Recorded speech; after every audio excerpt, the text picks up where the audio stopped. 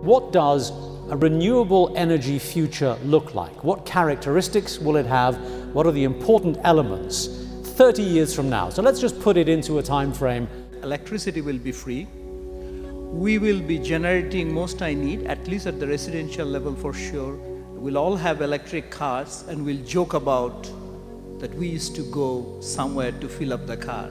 So I think my aspiration for the energy sector in 30 years from now would be that energy would be something like air that we breathe nowadays.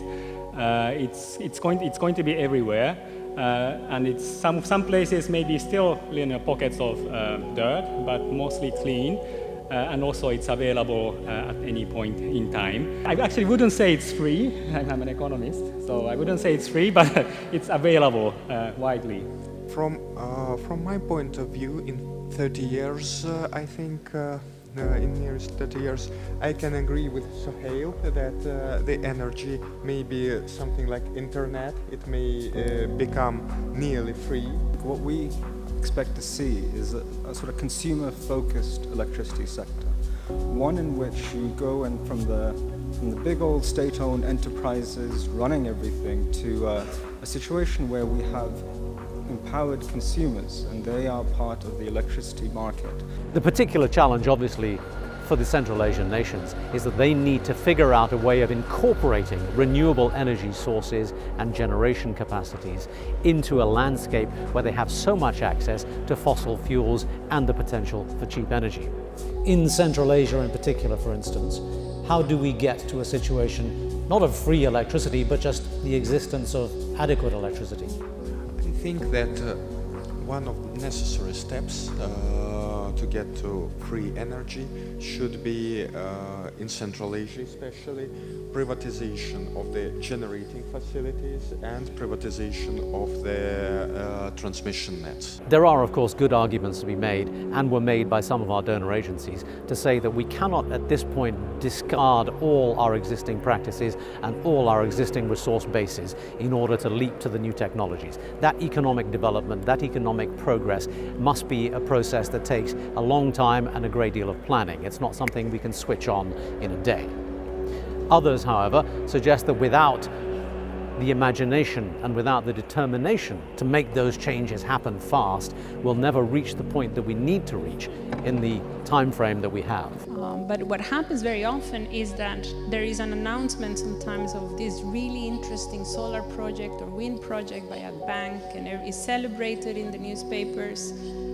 But that same bank often is funding other projects that are not as clean. How do we go about having this more difficult conversation of when to stop investing in dirty energy? Okay, so it's a transition that the banks are undergoing right now. We've been speaking to a couple of banks, international banks as well as national banks in certain countries, and they're seeing the value of investing in renewable energy, sustainable technologies. And it's going to be a slow transition, but it's happening for sure. You can feel the undercurrents right now. As an institution, I think we recognize internally that it's also important to have that diversity of opinion. There are many cases where it does still make sense to invest in things that do have CO2 emissions. I have a colleague who says that the remarkable thing about coal is that coal just doesn't die. Coal power plants will live and live and live and continue to live. Coal plant will not die. The same argument went on in the UK when slavery had to go, because that was a free labor that never dies. Generation after generation they grow children, but that had to go. So I think we have to also take that into context, that acceptability. So coming back to the question Monica raised, if you want to have a steak for dinner, you don't send a vegetarian to shopping.